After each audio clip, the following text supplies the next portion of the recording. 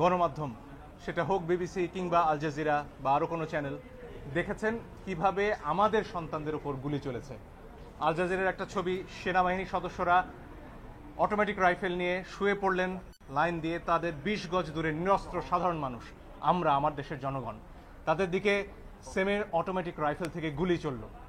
এর দৃশ্য দেখার পরে আসলে বাসায় বসে থাকার কারো কোনো সুযোগ নেই। আমাদের যার যার অবস্থান থেকে প্রতিবাদ করতে হবে, এবং একজন আইনজীবী হিসেবে সেই কাজটি করার জন্য আজকে আমরা আদালতে এসেছি। আমরা আদালতে বলেছি নিরস্ত্র প্রতিবাদকারীদের উপরে গুলি চলতে পারে না, যেটিকে ইংরেজিতে লাইভ রাউন্ড বলা হয়, সেটি করার কোনো সুযোগ নেই।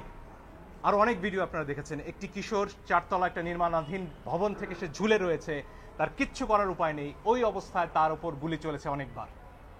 আপনারা দেখেছেন রিয়া গোপ তার বাবার কোলে গুলিবিদ্ধ হয়েছে, আরেক শিশু, সে তার চোখ দিয়ে গুলি ঢুকেছে, মাথার পেছন দিক দিয়ে বেরিয়ে গেছে। জিজ্ঞেস করুন সে কোথায় ছিল? তার বাসায়, ঘরের ভেতর, জানালা দিয়ে বাইরে তাকিয়েছিল, এই তার অপরাধ।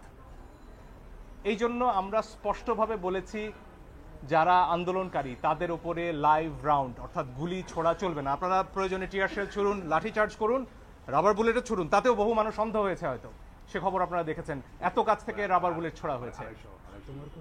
ফলে এই বিষয়গুলো সামনে আসতে হবে। আমার নিজের অভিজ্ঞতা আমি বলতে পারি, আমি ধানমন্ডিতে যখন হাঁটছিলাম আমার দিকে 2 রাউন্ড গুলি করা হয়েছে।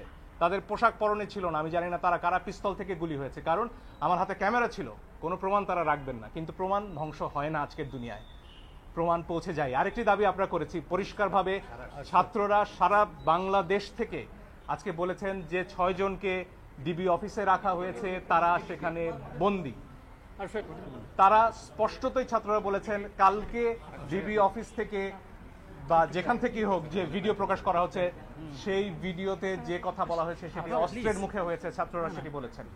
এবং এই ধরনের আন্দোলন প্রত্যাহারের দাবি ছাত্ররা মানেন না, তারা সেটি বলেছেন।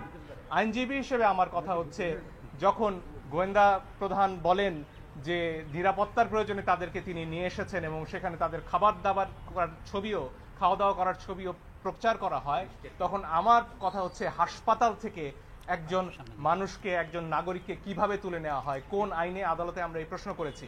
আপনারা নাইমের ক্ষতবিক্ষত শরীর দেখেছেন, তার গায়ে পিটিয়ে কি অবস্থা করা হয়েছে পত্রিকায় এসেছে। আমি জানি অনেক ইলেকট্রনিক গণমাধ্যম দেখাতে পারেননি, কিন্তু পত্রিকায় সে ছবি আমরা দেখেছি। সেই নাহিদ কে যখন নিয়ে যাওয়া হয় তখন এটা বিশ্বাস করার কোনো কারণ নেই যে তাকে সেখানে আপ্যায়ন করার জন্য নেওয়া হয়েছে।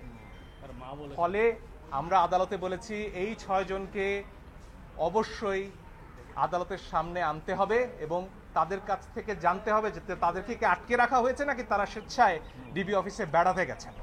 এই প্রশ্নের উত্তর আমরা সবাই চাই।